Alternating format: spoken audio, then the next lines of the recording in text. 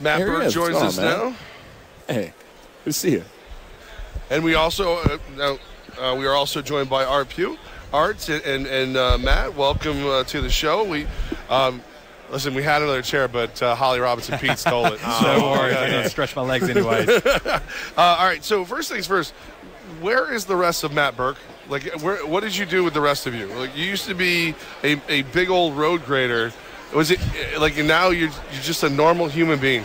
Well, I never strive to be normal. No, hey, I mean, when you're 310, 315, that's good if you're playing offensive line. But if you're not, I'm just trying to stay alive, So dropped a few pounds and just trying to live life. Is it harder to do this, or was it harder to stay 310? It is probably harder to stay 310, but when I say harder, I didn't mean I didn't enjoy it. Eating entire pizzas or like 2 burritos that's not a bad cross to bear. You know what I'm saying? How did you do it? Like, how'd you lose that much weight that fast, man? I'm going to tell you the secret. It's discipline and hard work.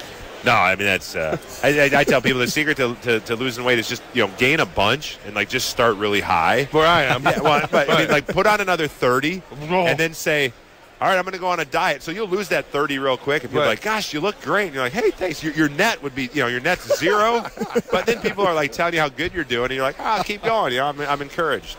What does it mean for you after all your years in Minnesota to see Minnesota host the Super Bowl? Well, I'm from here as well, so just very proud. I mean, we have a lot of local pride here, and a lot of people think, what the heck? How do people live in the Twin Cities? It's so cold. So it's a good chance, I think, for us to kind of showcase our area and show what we have. And yeah, we're winter enthusiasts. You got to be if you're going to live here, but it's a great place to live, great people, great values, and that's what you hear about all the time. It's just a great place to raise the family. Of course, you wish it was a little bit warmer outside, but just embrace it. Just plant a tree. It's the wind. Because it's cold in New York too, but we have trees. It's like in Florida. It's not the heat, it's the humidity here. It's not the cold, it's the wind. If you can be 0 degrees, you can be outside in t-shirt, but as soon as that wind starts blowing, it's over. So you grew up in this area. You were rooting for the Vikings to make to the big game this year? Oh, yeah. Yeah, I was. I thought this was the year. I thought it was a team of destiny with the Minneapolis Miracle, and that defense was rock solid, and Case Keenum was playing out of his shoes, and then we ran into that buzzsaw called the Philadelphia Eagles. Will that buzzsaw be enough to take down Tom Brady and the Patriots? I think they can. I mean, the style of ball they play with the defense, rush forward, get after the passer, and corners are aggressive. If the refs let them play, I think the corners for Philly have the advantage in that matchup, and then you can clog the middle and try to contain Gronk. I do think that they have what it takes. Now, it's the great Patriots, and somehow you don't know how they do it, but year after year after year, they just seem to. All the names change except Brady, and all they do is win. So we'll see. Get any dirt on Brady? I'm trying to get the NFL players to tell us. Just tell us he's a jerk. Supermodel wife, all these Super Bowls. Yeah, he is a jerk right. For all those reasons that you just said. No, hey man, he's the only thing I can say about Tom Brady. The only interaction I ever had with him. One year I was at the Pro Bowl, and it was after the game, and it wasn't late, but we were at this one of the bars in the hotel. There weren't a lot of people, and he said, "Hey Matt, my name's Tom Brady," and I was like, this was like when he just won, I don't know, maybe one Super Bowl, or maybe it was the year after. Whatever. I was like, well, of course I know you are. And he said, "Hey, from one 6th rounder to another, I want to buy you a drink." And I was like, I mean, I never turned down a drink, but especially from Tom Brady. So Tom Brady bought me a drink, and then he said he was going to the airport and flying home, and so. Then our lives took different directions after that. Matt Birk with us right now on 104.5 The Team. Matt, you were in the Blackout Bowl, right? I was. Yeah. How watching that at home? It looked like, no pun intended, night and day. Like the game was completely different. The lights come back on, and then momentum had completely switched sides. What did it feel like when you were playing in it? Yeah, it was weird. I mean, when you're playing, you're so dialed in that like when the lights are out, you're not thinking, "Oh my gosh, this is ridiculous. It's the Super Bowl." You're just like, all right, 45 minutes till they come back on. All right, that's fine. Like you're just like, you're just tunnel vision, right? And I can't explain. It wasn't like during the timeout, the break, we were joking around, and I think we were up 28-6 or something. I mean, it didn't feel like we lost focus or anything. But yeah, when the lights came back on, it was just a totally different deal. Maybe we stayed the same, and San Fran somehow caught their breath and upped their game, but.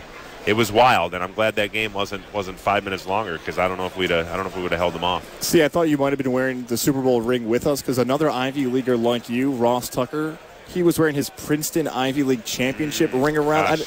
How impressive, Ross. I mean, really? Jeez Louise. Yeah, I got one of those, too. It's about a tenth the size of my Super Bowl ring. So I thought you were going to say, oh, Princeton, where you go if you can't get into Harvard. Oh, that, too. I thought that was just kind of assumed.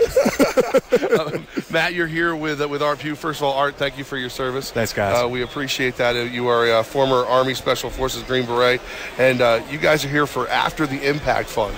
Yeah. So Matt and I, we both serve on the board After the Impact Fund, and we've had the unique opportunity of pairing athletes with military veterans and helping them go through a systematic treatment that's customized to them to help address some of the traumatic brain injury and some of those hidden injuries that are not always visualized and seen by everybody else. And it's just been an incredible process. It's been a ton of fun getting to know Matt and share our message and really help a lot of people. Now, I'm looking at some of the board of directors. Ditka, Dan Reeves, Brigadier Generals. I mean, when this room gets together and you know, Matt, you're in there and everything, who's the loudest? Is it still Ditka? Is he like yelling at generals? Yeah, well, Ditka makes sure the meetings are short. He doesn't like long meetings. It's like, let's get to it, let's get in, and let's get out. But yeah, I'm certainly I only speak when spoken to in that room. Like the old film sessions for the NFL, you don't want to get called out if you have a bad Exactly. idea, right? Yeah. Don't speak up. Just try to blend in.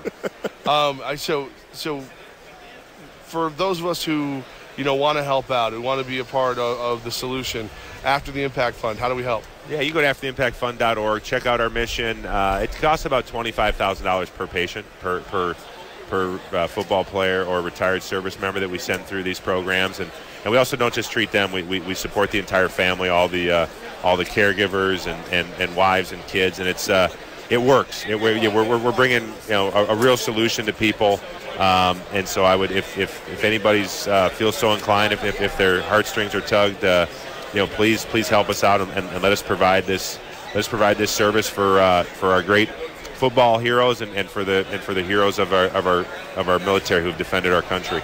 Matt, Birk, Art Pugh, thank you so much again for your service and for hanging out and having fun with us and making the show smart for a little while. Right on, guys. My pleasure. Thanks, guys. Thank you. All right, we'll be back with some headlines and a whole lot more coming up next.